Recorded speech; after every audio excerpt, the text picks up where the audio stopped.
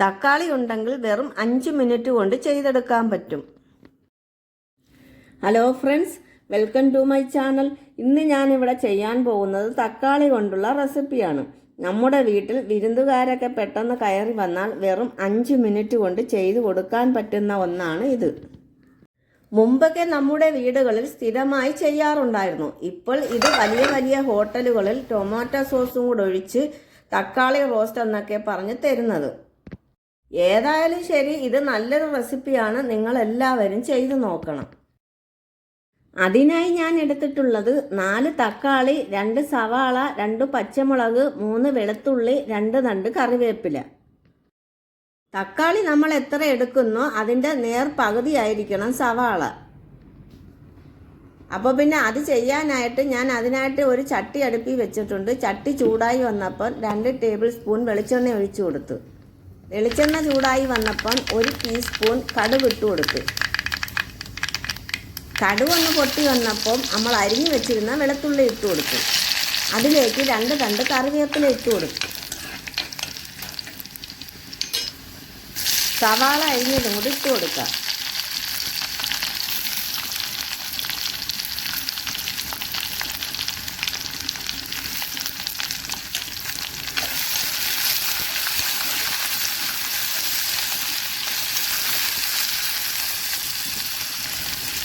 രണ്ട് പച്ചമുളക് കീറിയത് ഇട്ട് കൊടുക്കുക.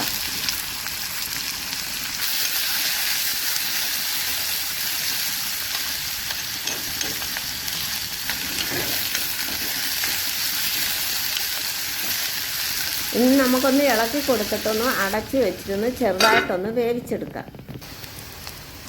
1 സ്പൂണ് വറ്റൽമുളക് ചതച്ചതും കൂടി ഇട്ട് കൊടുക്കുക. വറ്റൽമുളക് ചതച്ചതില്ലെങ്കിൽ മുളക് പൊടിയായാലും കുഴപ്പമില്ല.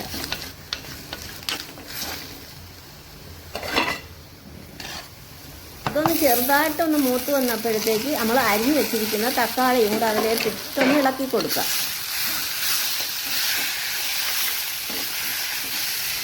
മുപ്പത്തഞ്ച് വർഷങ്ങൾക്ക് മുമ്പ് സ്കൂളിലൊക്കെ പോകുന്ന സമയത്ത് വീട്ടിൽ വേണ്ടി ഉമ്മയൊക്കെ മിക്കവാറും ഇതാണ് തന്നിടുന്നത്.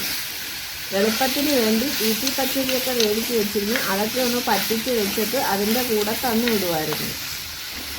ഇപ്പോൾ ഇതിൻ്റെ കൂടെ ടൊമാറ്റോ സോസൊക്കെ ഒഴിച്ച് വലിയ വലിയ ഹോട്ടലിൽ തക്കാളി റോസ്റ്റായിട്ട് കിട്ടുന്നത്.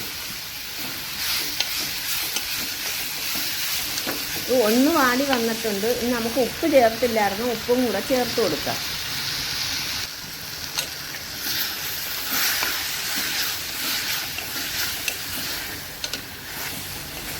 ഇത് ഒന്നും കൂടെ ഒന്ന് വേവിച്ചെടുക്കുക. അതായത് തീ കുറച്ചിട്ടിട്ട് ഒന്ന് അടച്ചു കൊടുക്കുക.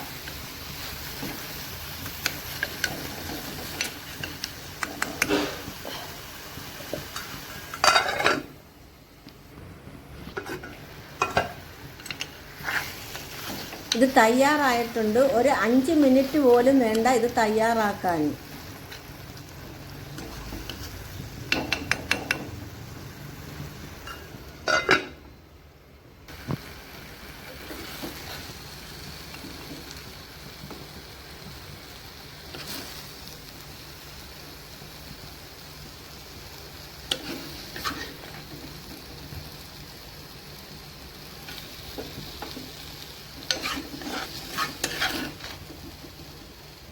വീഡിയോ ഇഷ്ടമായാൽ ലൈക്കും കമൻറ്റും ഒക്കെ ചെയ്ത് ഒന്ന് സപ്പോർട്ട് ചെയ്യണേ.